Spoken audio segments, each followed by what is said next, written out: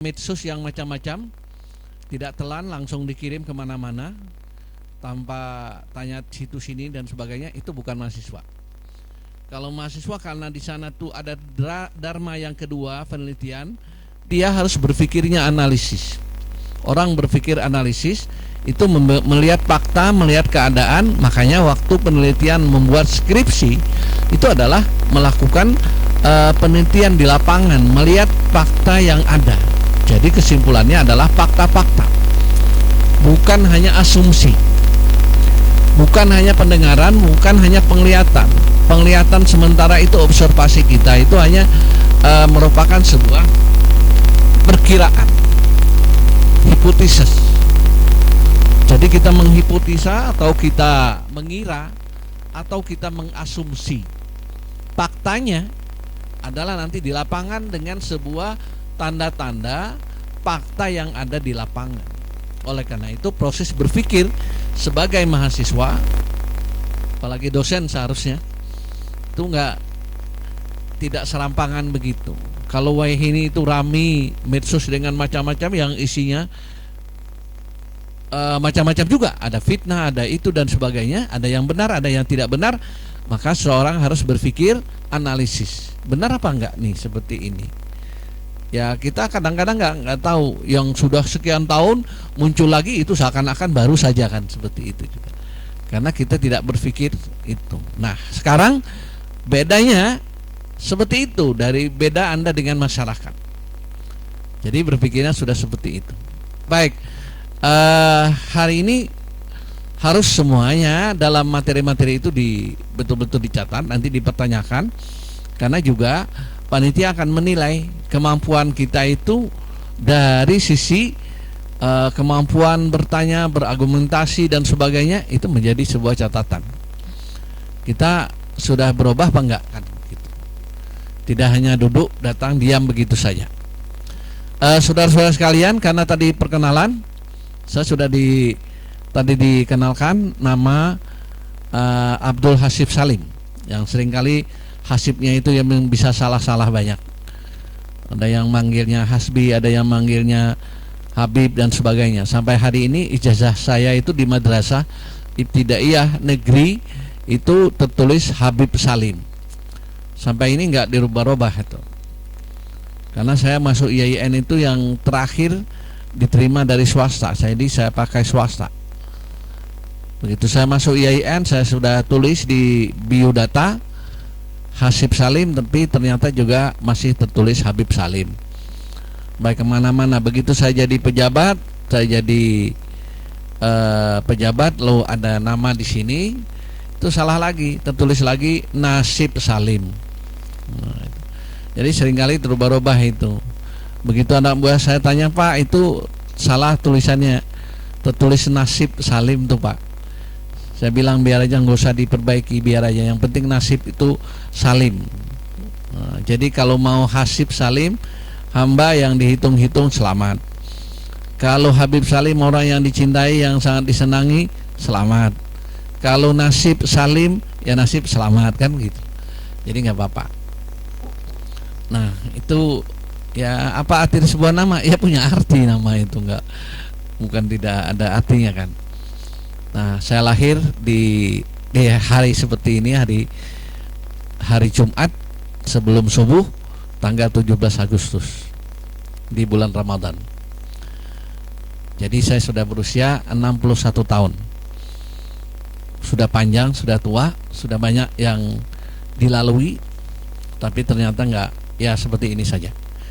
Kalau tadi ditanya apa saja organisasi saya dan pengalaman kerja saya, barangkali saya terangkan dulu juga supaya lebih kenal, lebih tahu, dan mungkin ada sesuatu yang bisa menjadi sebuah bahan pembelajaran dalam rangka bagaimana meniti kehidupan.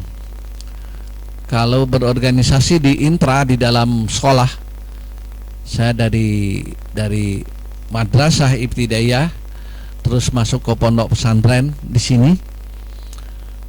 Itu dulu zaman saya tidak ada yang namanya sanawiyah aliyah, yang ada normal Islam kelas 1 sampai kelas 6.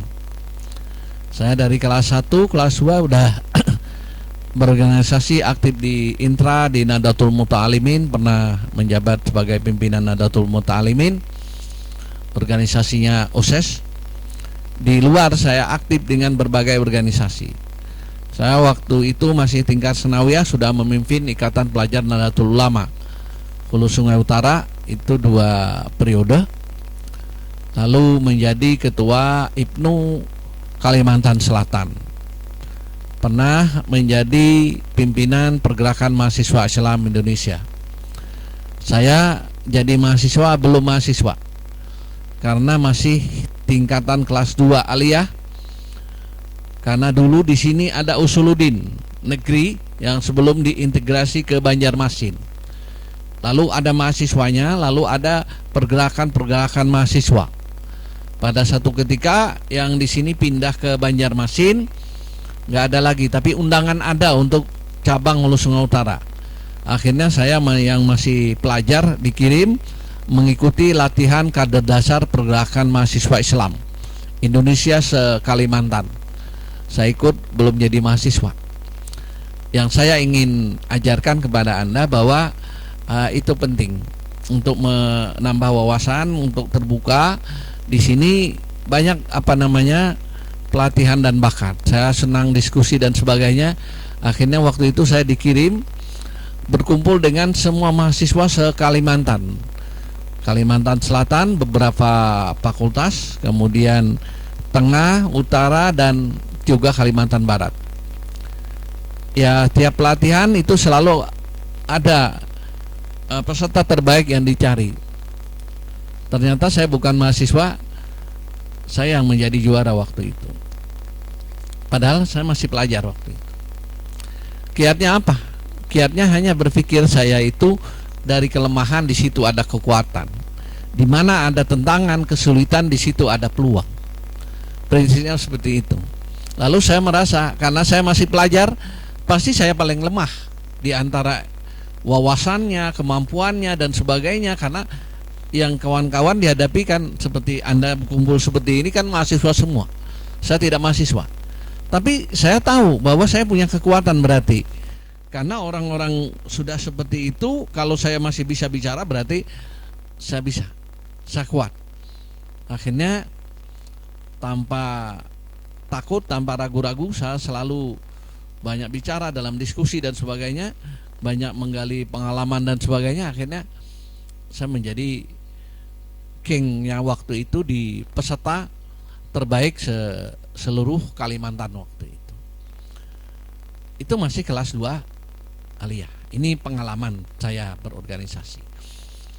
Lalu di pergerakan yang lain saya aktif berbagai organisasi. Kira-kira pernah saya masuk beberapa organisasi, mungkin hampir 20-an organisasi.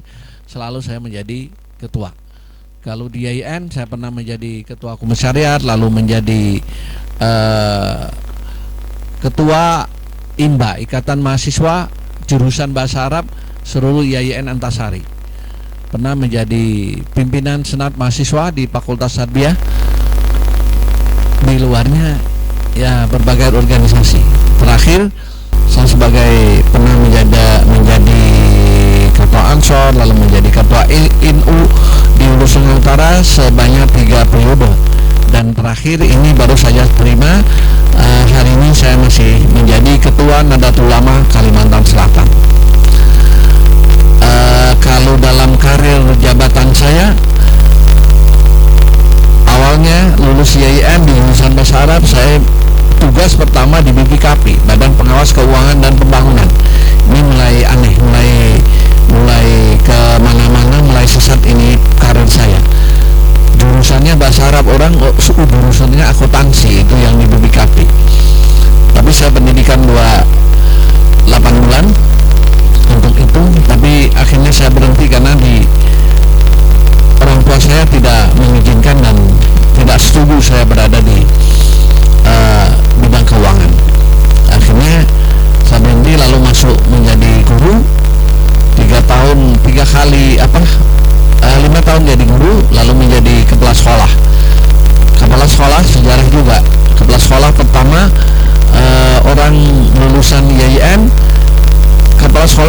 di SMP di tahun 93. Waktu itu cuma 2 orang dari Jawa Barat dan Kalimantan Selatan. Ya akhirnya jadi kepala sekolah, 3 kali jadi kepala sekolah, lalu menjadi kepala sub dinas pendidikan masyarakat. Setelah itu menjadi kepala kantor arsip dan perpustakaan. Setelah itu menjadi kepala dinas pendidikan. Setelah itu menjadi kepala pemberdayaan masyarakat kesejahteraan sosial. Lalu menjadi kepala pemberdayaan masyarakat pemerintahan desa. Itu terakhir jabatan saya di pemerintahan. 2012 saya calon bupati, tapi kalah. Terus kalah saja gitu. Habis itu saya balik disuruh mimpin jadi ketua harian Yayasan Pondok Pesantren Nasidah Khedal Muntai. Habis itu jabatan-jabatan yang lain, kalau di aktif di kepemudaan, di pramuka dan sebagainya, saya pernah mengikuti tahun 74 Wirakarya se-Asia Pasifik. Jadi kalau kawan-kawan di pramuka itu jamuri tingkat nasional dan sebagainya, saya pernah mengikuti se-Asia Pasifik. Itu masih saya juga berada di pondok pesantren, mewakili Kalimantan Selatan. Lalu di lingkungan sini, STAI ini dulu tahun 86 kami bangun. Kami mulai membangun dengan STIT namanya, Sekolah Tinggi Ilmu Tarbiyah. Saat itu berkembang lalu menjadi STAI. Dari 96 saya di sini membangun ini dengan Dr. Sadam, Pak Sukri Ilhami, beberapa orang. Berkembang tahun 2000 sudah jalan, sudah ramai, sudah banyak orang. Lalu kami mendirikan lagi Sekolah Tinggi Ilmu Al-Quran yang sekarang di sebelah sana. Itu tahun 2000. Waktu musabaqah tilawatil Quran tingkat nasional, tingkat provinsi Kalimantan Selatan di Muntai yang ke-21. Nah, didirikanlah Sekolah Tinggi Ilmu Al-Quran. Sampai sekarang kan berkembang seperti ini, satu-satunya di Kalimantan. Dan waktu awal membentuk itu hanya 3 di Indonesia, sini 1. Terakhir jabatan saya di sana sebagai pembantu ketua 1 dan pada terakhir ini menjadi ketua Sekolah Tinggi Ilmu Al-Quran. Kemudian tahun 2016 berjuang lagi melalui yayasan dan sebagainya, akhirnya kita mendapatkan ISKA mendirikan lagi sebuah perguruan tinggi, yaitu Mahat Ali. Mahat Ali itu 2016, baru waktu itu 13 se-Indonesia. Kita juga masih bertahan satu-satunya di Kalimantan. Kalimantan belum ada Mahat Ali yang resmi kecuali di sini. Insya Allah sebentar lagi juga kita akan sudah berjalan beberapa tahun dan ini sudah skripsi dan akan wisuda. Itu juga jabatan saya sebagai mudir, sebagai direktur Mahat Ali. Apalagi ya? Nah, itu pengalaman-pengalaman yang tadi saya katakan banyak. Saya hanya menyampaikan itu, mungkin yang ini bukan menggambarkan bagaimana itu, tapi sedemikian banyak yang saya lakukan. Tapi saya merasa juga belum apa-apa juga. Tidak banyak kiprah yang saya lakukan, banyak yang belum gitu. Nah, saya hanya ingin mengatakan sebagai mahasiswa harus punya betul-betul disiplin dengan waktu. Bisa membagi waktu, bagaimana belajar sukses, bagaimana ini. Dan saya juga sampai baru berhenti sekolah itu di S3. Habis di IAIN, jadi sarjana di IAIN, lalu saya masuk di jurusan bimbingan konseling, saya masuk juga di manajemen. Sebenarnya kalau saya taruh gelar-gelar saya mungkin ya saya jurut 2 di belakang itu. Ada SPD, ada MSc, ada beberapa perguruan tinggi. Saya tidak pernah berhenti kuliah sambil belajar, tapi saya juga seorang aktivis, saya seorang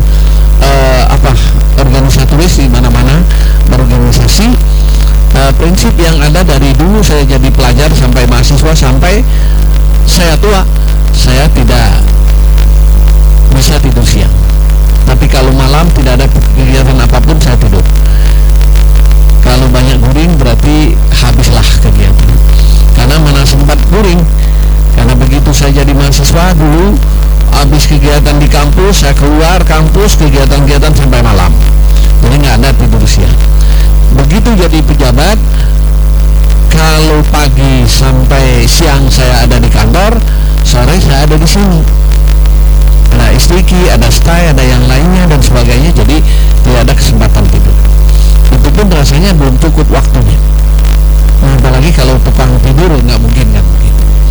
Ini yang saya ingin sampaikan. Saya menyampaikan ini pengalaman seperti itu. Ternyata tidak semua orang juga mampu membagi waktu sedemikian rupa. Nah, saudara-saudara sekalian, hari ini materi saya adalah visi dan misi Pondok Pesantren Raha. Saya kira apa yang saya ceritakan, apa saya alami, itu bagian daripada visi Raha itu, bagaimana orang lulusan Raha itu bisa beraktivitas. Baik, saya mulai dari visi Raha itu. Karena visi itu saya perbaiki tahun 2013. Begitu kajian-kajian ini, begitu saya disuruh menjadi salah satu pimpinan di Yayasan Pondok Pesantren ini, maka saya memulai dari memperbaiki visi dan misi itu. Visi dari Pondok Pesantren Raha bisa dicatat ini. Yang pertama, saya satu-satu saja, tidak ini. Yang pertama adalah lulusan Pondok Pesantren Raha dari semua tingkatan ini. Karena kita memiliki ada 8 unit. 8 unit itu mulai PAUD, kelompok bermain, lalu ada madrasah ibtidaiyah, lalu ada sanawiyah putra putri, ada aliyah putra putri, ada 3 perguruan tinggi. Setelah 3 perguruan tinggi ada lembaga-lembaga lain lagi juga. Ada 8 unit yang kita lakukan. Lulusan dari semua unit yang ada itu dikehendaki yang pertama tafaqquh fiddin. Jadi visi yang pertama, lulusan ini diharapkan menjadi orang yang menguasai ilmu agama. Tafaqquh fiddin, paham agama untuk dirinya, untuk keluarganya, dan untuk orang lain dan masyarakatnya. Jadi itu. Jadi di sini yang pertama itu digali ilmu agama. Kalaupun belajar dalam ilmu lain, selalu dikaitkan dengan ilmu agama. Jadi orang yang ada di sini, alumni yang ada di sini, minimal itu. Jadi aneh kalau ada orang yang lulusan sini tidak sholat. Aneh kalau ada orang yang datang dari sini pekerjaannya tidak baik dan sebagainya itu. Berarti dia tidak termasuk dalam visi yang pertama adalah tafaqquh fiddin, paham agama. Jadi inti yang pertama adalah orang beragama. Sekarang ini kalau orang tidak beragama terombang-ambing. Kalau orang yang punya kemampuan beragama, dia akan mampu dalam situasi apapun. Itu misi yang pertama. Misi yang pertama, kita harus punya ilmu pengetahuan agama. Yang kedua, menjadi khairul ummah. Dengan dia punya ilmu agama, dia punya wawasan keagamaan, dia bisa mengamalkan agama dengan baik, lalu diharapkan dia menjadi khairul ummah, menjadi sebaik-baik umat, lalu di masyarakat menjadi sebaik-baik orang. Rasul mengatakan, siapa garang orang yang paling baik itu? Lalu Rasul mengatakan, khairun nas man amfa'uhum linnas. Sebaik-baik orang adalah orang yang banyak manfaatnya bagi orang lain. Berarti kalau orang yang banyak mudaratnya bagi orang lain, itu bukan khairun nas, bukan sebaik-baik orang. Orang yang baik itu dikala dia ada, orang nikmat, dan orang selalu merasa nyaman begitu bersama dia. Kalau dada dicari, rasa kehilangan karena dia tidak ada, karena dia baik di lingkungannya. Contoh yang tidak terlalu sulit, Anda di dalam kelas, orang yang baik-baik itu tentu selalu disenangi ada di dalam kelas. Ada orang kalau tidak ada dalam kelas dicarikan begitu. Tapi ada juga yang dicari itu karena luar biasa jahatnya di dalam kelas. Mana si Anu? Oh, karena dia alhamdulillah kan begitu. Alhamdulillahnya karena tidak ada bencana di dalam itu kalau dia tidak ada. Nah, ini kan sebaliknya itu. Jangan menjadi orang yang istilah orang bahari itu kalau dibawa bajukung malinggang kajukung, kalau ditinggal di tabing ambilakannya batu tawakinya orang yang bajukung. Jadi dibawa salah, dibawa malinggang, ditinggal meningkalungi. Itu orang yang tidak baik.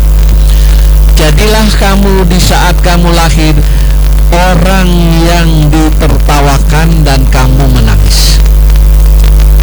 Sebaliknya di saat kamu tiada meninggal dunia, orang di sekelilingmu menangisimu dan kamu tertawa. Jadi kalau lahir bukan udah beberapa jam kada lahir-lahir gua tegang semua yang ada di lingkungannya, termasuk nini-nini. Begitu lahir, alhamdulillah semua ketawa, semua senyum, semua senang, semua bergembira.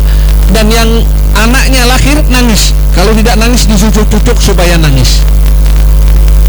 Usahakan dikala lahir itu kita menangis, karena tanda menangis itu juga tanda orang sehat, baik, berarti pendengarannya bagus, dia tidak akan jadi bisu. Usahakan seperti itu. Nah, dikala kita meninggal dunia, jangan terbalik. Kita meninggal dunia, orang tertawaan, kita menangis.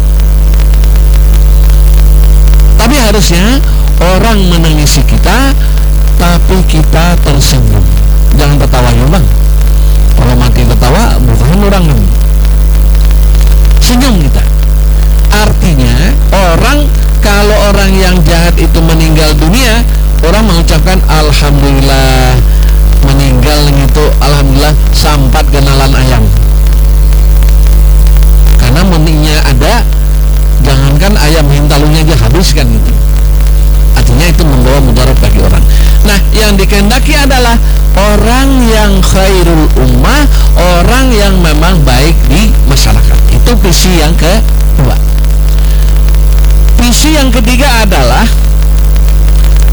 orang lulusan Raha itu kompetitif, mampu bersaing. Nah, itu yang tadi saya katakan. Siapapun itu, kalau sudah berada di sini, Anda kalau beradu dengan orang lain, bersama orang lain, harus menjadi yang terdepan, menjadi yang terbaik, menjadi yang nomor wahidnya. Artinya kita mampu. Kalau Anda ini digabung dengan fakultas-fakultas lain yang ada di Kalimantan Selatan, harus mampu jadi yang terbaik.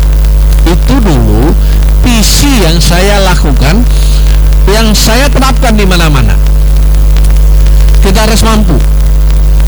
Jadi dimanapun kita berada, selalu seperti itu. Ya, dengan kemampuan yang seperti ini, alhamdulillah. Saya dulu kalau ada kegiatan-kegiatan, termasuk di kegiatan-kegiatan di internal, di kepegawaian, di apa segalanya, selalu saja menjadi yang terbaik. Bahkan saya pernah menjadi guru teladan.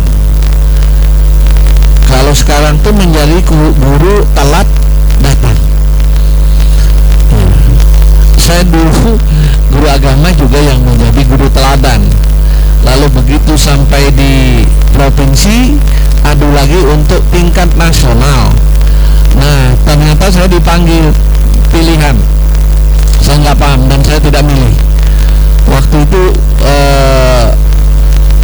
begitu malamnya acara penutupan, siangnya saya ditanya, Bapak mau jadi guru teladan ke tingkat nasional atau mau jadi kepala sekolah?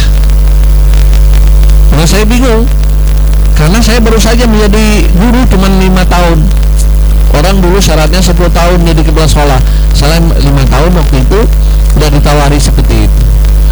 Tahu-taunya padahal waktu itu, waktu di setengah bulan tes guru teladan nasional itu, saya sudah berada di posisi ranking setiap hari di atas, karena saya punya sertifikat tadi sampai internasional punya.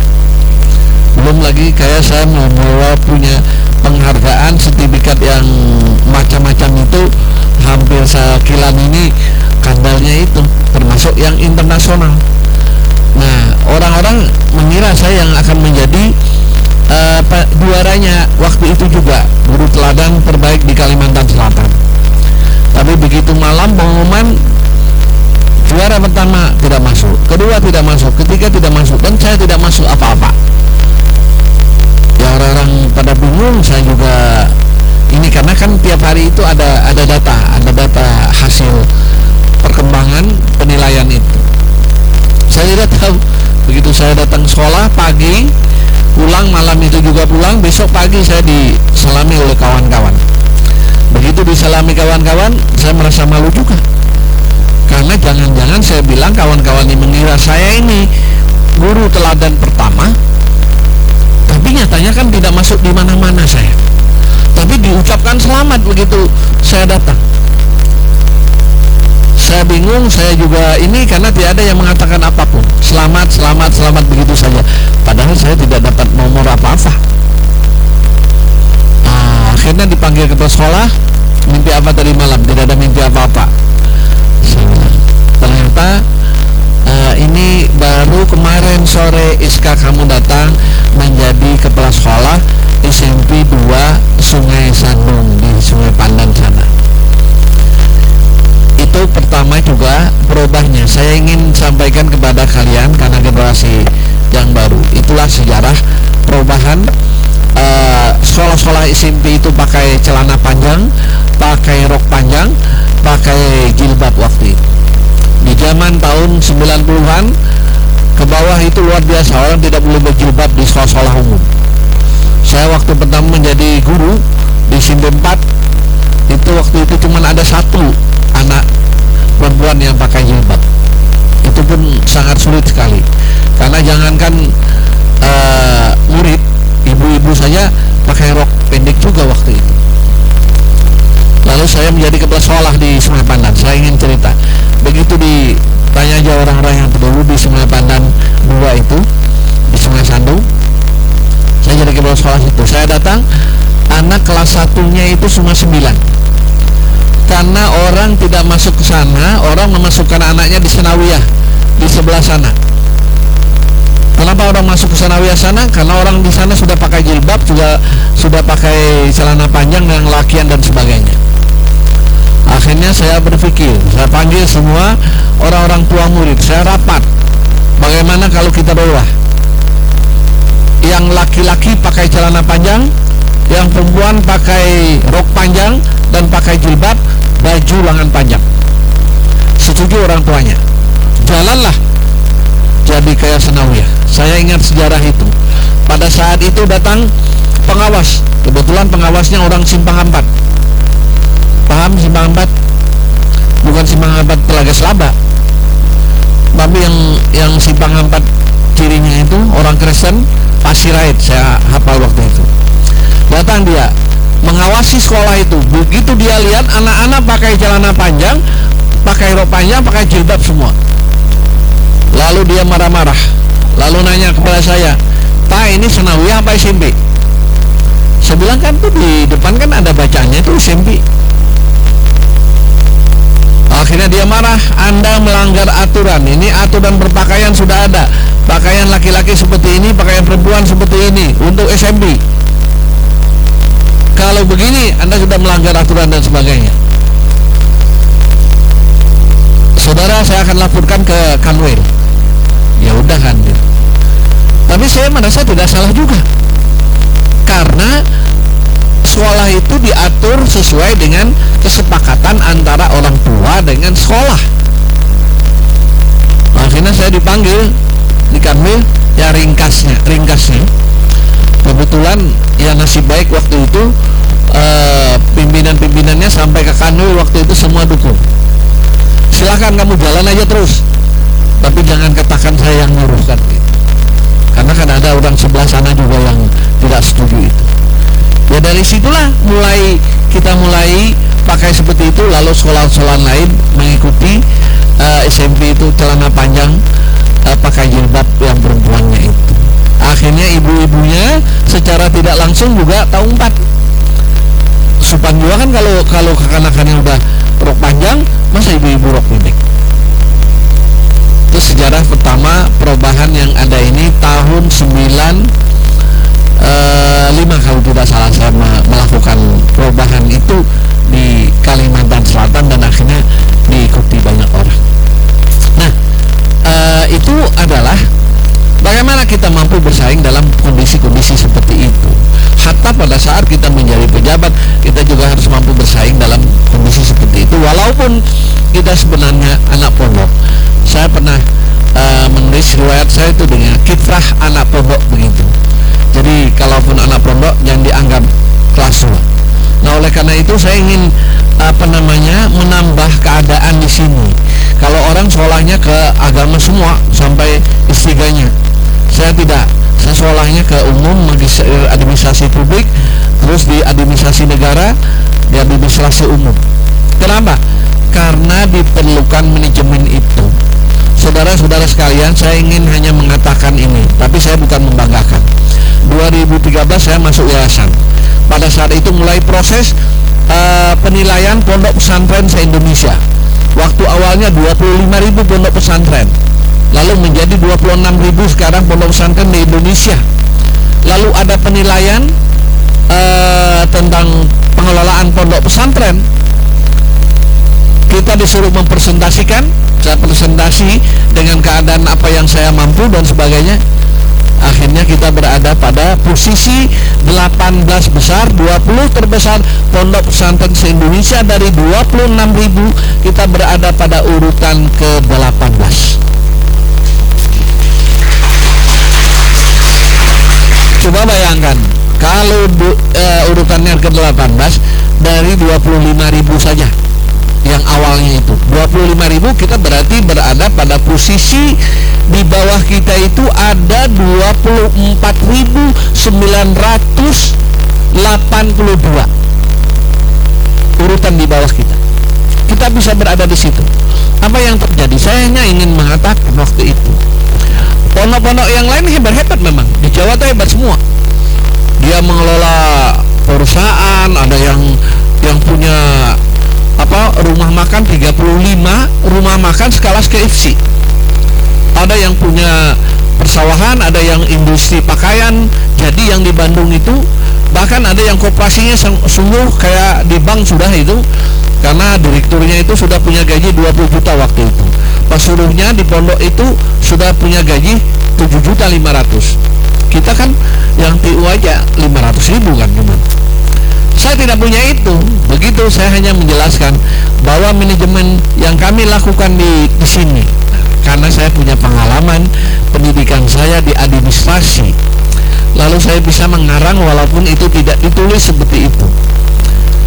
Kita yang paling hebat itu karena pondok ini satu-satunya yang mempunyai otonomi masing-masing unit itu secara penuh. Stai ngelola sendiri, Istiqi ngelola sendiri, Mahat Ali ngelola sendiri, Aliyah Putra ngelola sendiri, bangun sendiri. Makanya bangunan ini kan ramai. Dulu sewaktu menjadi satu di yayasan sulit sekali bangun, tapi begitu otonomi masing-masing sekolah, bangunan kan ramai jadinya.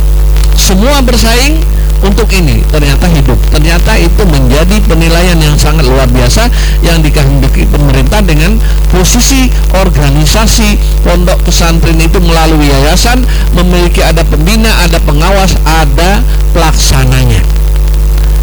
Nah, itu ternyata sungguh bagus. Itu waktu pikiran saya waktu awalnya seperti itu.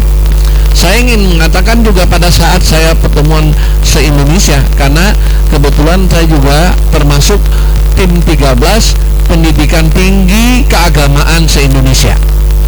Saya ketua bidang SDM dan kelembagaan. Itu kenapa saya bisa dipilih itu.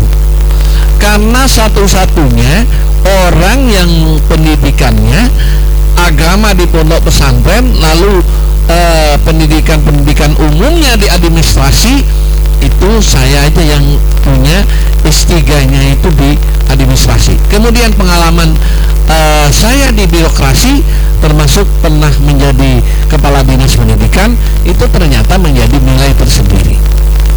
Nah, maksud saya adalah di mana saja, ilmu apa saja, yang penting Anda bisa mengkaitkan semuanya, karena semuanya dalam rangka melengkapi. Nah, itu visi misi daripada Pondok Pesantren Rasyidiyah Khadijah Al-Muntahin. Misinya adalah melalui unit-unit ini pelaksanaan kegiatan bidang pendidikan.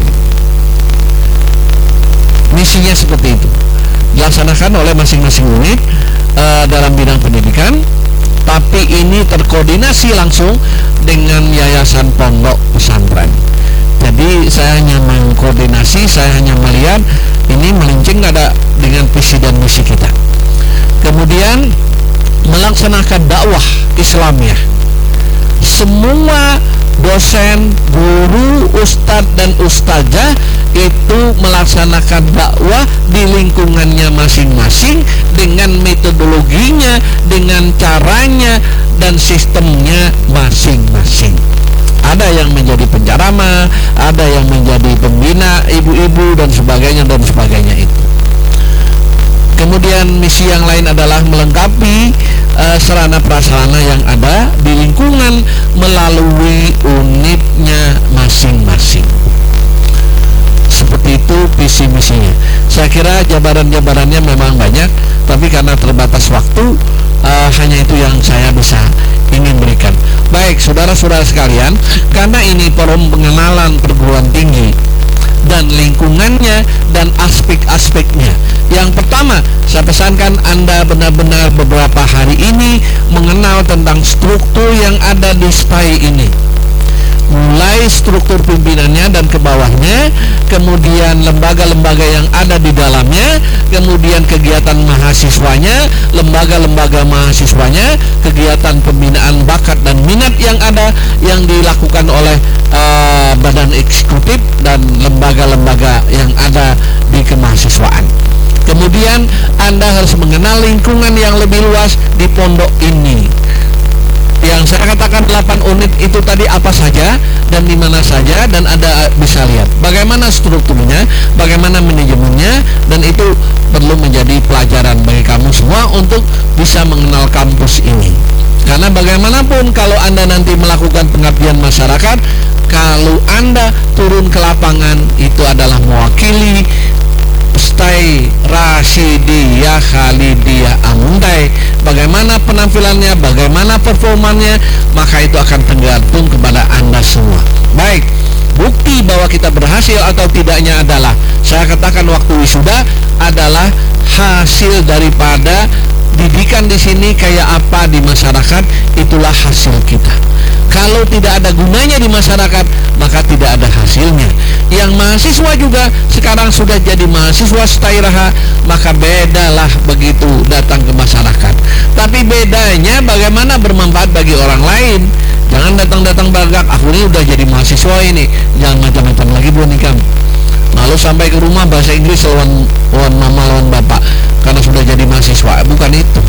Tapi bagaimana kita memberikan kemanfaatan yang banyak pada orang lain. Saya kira ini yang saya sampaikan. Terima kasih. Saya tidak lihat jam, sudah jam berapa dan sebagainya. Kalau memang ada waktu untuk dialog dan tanya jawab, saya persilahkan. Karena disitulah mulai Anda bisa berpikir. Apa yang saya sambil belajar sambil ini, pengalaman saya karena memang saya suka itu. Saudara-saudara, untuk bisa tanya itu Anda kuasai question word. Mulai apa, kenapa, di mana, bagaimana, ada apa dan sebagainya, itu aja. Maka Anda akan bisalah membuat pertanyaan-pertanyaan apapun. Yang sulit itu karena kita tidak bisa memulai dari mana. Padahal pertanyaan itu gampang kan? Apa? Siapa? Kenapa? Bagaimana? Di mana? Nah, yang pertanyaan-pertanyaan kayak itu dimulai dari situ. Dari situ maka kita akan mudah. Dari situlah saya dulu punya modalnya cuman itu. modal saya untuk bisa mengembangkan pola pikir dan sebagainya sampai hari ini. Terima kasih. Assalamualaikum warahmatullahi wabarakatuh. Itulah tadi penyampaian materi tentang kerahaan. Selanjutnya kita masuki sesi tanya jawab.